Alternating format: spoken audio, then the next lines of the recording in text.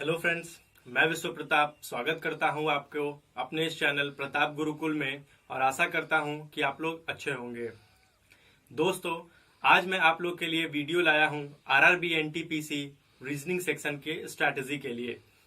मैंने current affairs की पूरी स्ट्रैटेजी आपको पहले ही अपलोड करके दिया है। अगर आप वीडियो को नहीं देखा है तो आप उस वीडियो को दोबारा जा करके देख सकते हैं। वो वीडियो आपके लिए काफी कारगर होगी। आज हम लोग बात करेंगे अपने रीजनिंग सेक्शन को कैसे मजबूत करें और इसमें 30 आउट ऑफ 30 कैसे मार्क्स स्कोर करें। हाँ दोस्तों, इसमें आप 30 आउट ऑफ 30 आराम से स्कोर कर सकते हैं, बशर्ते आपको पूरी रणनीति के साथ काम करनी होगी।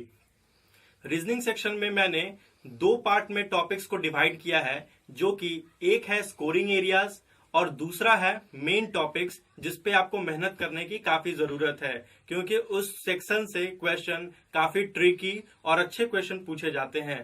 अब मैं आपको बताता हूं सबसे पहले कि स्कोरिंग एरियाज में कौन कौन से टॉपिक रखे गए हैं और आप उनको किस प्रकार प्रैक्टिस में ला सकते हैं। तो दोस्तों, जैसा कि आप जानते हैं, इससे पहले एनटीपीसी जो 2016 में हुआ था और आपके जो रेलवे के एग्जाम हुए हैं, चाहे वो एलपी टेक्नीशियन के हो गए, चाहे वो आरआरबी जेई का हाल फिलहाल में हुआ है, चाहे वो ग्रुप डी का ही क्यों ना हो, उसमें काफी अच्छे क्वेश्चन उठाए गए थे, जो कि आप उससे प्रैक्टिस कर सकते हैं। अगर आप रीजनिंग में काफी ज्यादा मार्क्स लाना चाहते हैं तो आपको प्रीवियस ईयर के क्वेश्चन को अधिक से अधिक प्रैक्टिस करने की जरूरत है, क्योंकि आपकी तैयारी वहीं से काफी अच्छी हो जाती है। मैं सबसे पहले आपको कुछ इजी टॉपिक्स पे आपका ध्यान केंद्रित करना चाहता हूं कि आप समझ ले कि ये इजी टॉपिक्स है और इनको आप अपने प्रीवियस सेक्शन से, प्रीवियस ईयर के क्वेश्चन पेपर से सॉल्व करके आसानी से सीख लें। और या तो आप ये भी कर सकते हैं कि मॉक टेस्ट बनाते समय इन सब क्वेश्चन को आप गलत ना करें, और अगर गलत होता है तो फिर आप जा करके इस टॉपिक वाइज आप अच्छे तरीके से पढ़ लें। तो देखिए दोस्तों, कौन कौन से इजी टॉपिक्स हैं। कोडिंग डिकोडिंग, ये अल्फाबेट बेस्ड होता है और आपको इसमें एक पैटर्न बेस्ड देखने को मिलता है, जिसमें आपको दो लेटर एक डिफरेंट पैटर्न पे स्थित होते हैं और आपको आगे का लेटर फाइंड आउट करना रहता है। तो कोडिंग और डिकोडिंग अल्फाबेटिकल सीरीज पे काफी इंपॉर्टेंट होता है और इससे अच्छे क्वेश्चन पूछे जाते हैं और ये काफी इजी होते हैं। दूसरा हमारा होता है एनालॉगी। इसमें आप देखते होंगे कि दो वर्ड्स एक दूसरे से रिलेटेड होते हैं और आपसे बाकी दो वर्ड्स के बारे में पूछे जाते हैं कि उन्हीं तरह ऑप्शन में कौन से दो वर्ड्स हैं जो उसी तरह रिलेटेड है। तो एनालॉगी भी आपको क्वेश्चन एग्जाम में देखने को मिलता है। मैथमेटिकल ऑपरेशन से आपका जो क्वेश्चन होता है वो बहुत उठाया जाता है कि जैसे कौन सा प्लस माइनस को अगर हम रिमूव करें तो वो इक्वेशन जो होगा वो सेटिस्फाई करेगा। तो इन प्रॉब्लम ये सब क्वेश्चन जो होते हैं वो काफी इजी होते हैं। आप ऑप्शन से भी जाकर के इनको करेक्ट कर सकते हैं। ये सीरीज है जिसको मैंने घेरा लगाया है, क्योंकि सीरीज से कभी कभी आपको हार्ड क्वेश्चन भी पूछे जाते हैं। कुछ अल्फाबेटिकल सीरीज होते हैं, कुछ नंबर बेस्ड सीरीज होते हैं। अगर आपको इसका पैटर्न समझ में आ जाता तो ये काफी इजी हो जाता है। अगर कोई कोई क्वेश्चन होते हैं सीरीज में जिनका पैटर्न काफी मुश्किल होता है और समझ में नहीं आ पाता, तो इसके लिए आपको सीरीज में काफी प्रैक्टिस करने की जरूरत है। आप जितना प्रैक्टिस करेंगे सीरीज पे उतना ही अच्छा आपका ये टॉपिक हो जाएगा। उसके बाद सिमिलैरिटी एंड डिफरेंसेस है। इसमें आपने देखा होगा कि फिगर्स में 4 पार्ट होते हैं, एक पार्ट मिसिंग होता है और आपको ऑप्शन दिए रहते हैं जिनमें उनसे सिमिलर फिगर को खोज करके उस पर पुट करने का दिया रहता है। या फिर आप कटिंग में भी देख सकते हैं कि कौन सा जो कटिंग वाला पार्ट होगा वो उस पूरे फिगर को सेटिस्फाई करेगा या फुलफिल करेगा। तो वो सिमिलैरिटी एंड डिफरेंसेस में होता है। सिलोगिज्म भी आप प्रैक्टिस से देखेंगे काफी आसान पूछे जाते हैं और इसको भी आप आराम से सॉल्व कर सकते हैं। मैप्स काफी आसान होता है उसमें, क्योंकि उसमें बस आप परसेंटेज, रेशियो, एवरेज, इन सब पे सवाल जो होते हैं वो सिंपल होते हैं और आप इसको इजी कैलकुलेशन मेथड से सॉल्व कर सकते हैं, सिंपल मेथड से। ग्राफ्स हो गया, jumbling, Venn diagram, figure counting और वाटर इमेज या मिरर इमेज आपको देखने को मिलता है। ये सब टॉपिक जो होते हैं वो काफी आसान होते हैं और इन सब में आपको ज्यादा मेहनत करने की जरूरत नहीं है। बस अपने पिछले जो प्रीवियस ईयर के क्वेश्चन है उन पे आप मेहनत कीजिए और आपको आराम से ये सब टॉपिक्स क्लियर हो जाएंगे। दोस्तों, इस टॉपिक से जो इतना पार्ट है, इससे आपको 18 से लेकर के 20 क्वेश्चंस आराम से पूछे जाएंगे। इसीलिए आपका जो 18 से 20 नंबर होंगे वो काफी सिक्योर होंगे और रीजनिंग जो होता है ये आपका मार्क्स स्कोर करने में काफी इंप्रूवमेंट आपको काफी मददगार साबित होगा। तो दोस्तों आप इस पे बहुत अच्छी तरीके से प्रिपरेशन करें। अब मैं लाता हूं अपने दूसरे इंपॉर्टेंट मेन टॉपिक को, जिसको आपको अलग से पढ़ने की जरूरत है और उस पे आपको बहुत मेहनत करने की जरूरत होगी, क्योंकि अगर आप अपना सिलेक्शन ले जाना चाहते हैं और अपने अच्छे मार्क्स लाना चाहते हैं रीजनिंग सेक्शन में 28 से 30 के बीच में लाना चाहते हैं, तो आपको उन टॉपिक्स पे अधिक मेहनत करने की जरूरत होगी।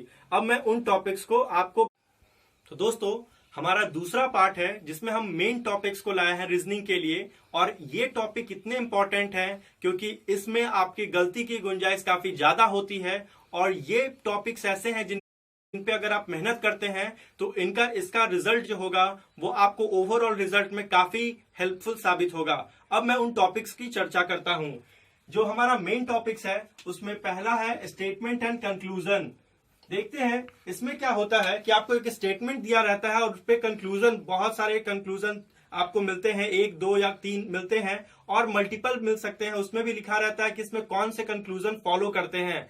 तो ये सब क्वेश्चन जो होते हैं वो काफी लॉजिकल थिंकिंग के ऊपर बेस्ड होते हैं। आपको इस पे थिंकिंग करने की जरूरत होती है और सोच विचार करके सही ऑप्शन को चुनना होता है। तो ये सब क्वेश्चन आप अधिक प्रैक्टिस के साथ ही आप इसको अच्छे तरीके से सॉल्व कर सकते हैं। उसी तरह हमारा स्टेटमेंट कोर्स ऑफ एक्शन, इसमें एक स्टेटमेंट होता है और आपसे पूछा जाता है कि इसके बाद कौन सा कोर्स ऑफ एक्शन लिया जाना चाहिए। ये क्वेश्चन काफी इंपॉर्टेंट होता है और इसमें अधिकतर लोग गलतियां करते हैं क्योंकि उन्हें सही कदम का पता नहीं होता कि इसके बाद हकीकत में कौन सा सही कदम उठाना चाहिए। ये सब क्वेश्चन अगर आप प्रीवियस ईयर में जितने भी जहां भी मिलते हैं उनको आप चुन चुन कर सॉल्व करें, क्योंकि ये सब क्वेश्चन अगर आप जितना प्रैक्टिस करेंगे उतना आप अपने अनुभव से अच्छे से ज्यादा मार्क्स इसमें सही कर पाएंगे।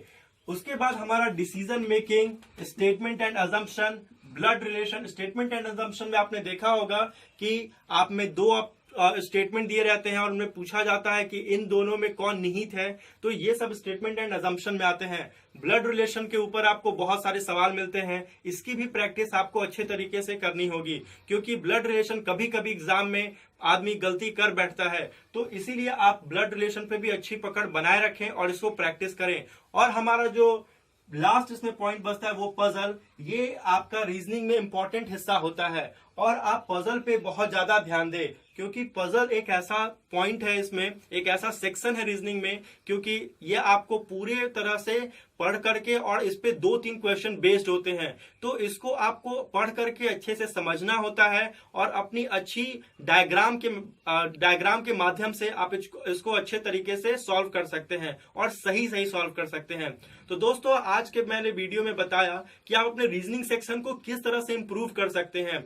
ये टॉपिक ऐसे हैं जिनमें आपको लगातार मेहनत करने की जरूरत होती है और एक एक टॉपिक को बारीकियां से पढ़ करके और उस पर बहुत सारे सवाल बनाने की जरूरत होते हैं। अगर रीजनिंग आपको बहुत अच्छा स्ट्रॉन्ग करना है, 30 आउट ऑफ 30 लाने हैं या फिर 28 से आपको 30 के बीच में लाना है, तो आपको इन सब टॉपिक पे काफी मेहनत करने की जरूरत होगी। इन सब टॉपिक से आपके 10 से 12 प्रश्न आपके एग्जाम में पूछे जा सकते हैं। तो आप इस टॉपिक्स को नजरअंदाज ना करें और इन टॉपिक्स पे अपनी मेहनत काफी करें, क्योंकि ये टॉपिक्स ऐसे होंगे जो आपको एग्जाम में एक सफलता हासिल दिलाएगा। तो दोस्तों कैसा लगा ये मेरा वीडियो आप मुझे जरूर बताएंगे और मैं अपने अगले वीडियो में आपको बताऊंगा कि इन टॉपिक्स के बारे में मैं प्रीवियस ईयर क्वेश्चन भी लाऊंगा और उनको कैसे सॉल्व किया जाएगा, उनकी स्ट्रैटेजी कैसे बनाते हैं, उन क्वेश्चन को किस तरीके से सोचना चाहिए, इन सब बातों को भी बताऊंगा। तो दोस्तों मेरा वीडियो अगर पसंद आया तो लाइक और सब्सक्राइब जरूर कीजिएगा और अगर कोई डाउट होगा तो कमेंट सेक्शन में जाकर के कमेंट करेंगे।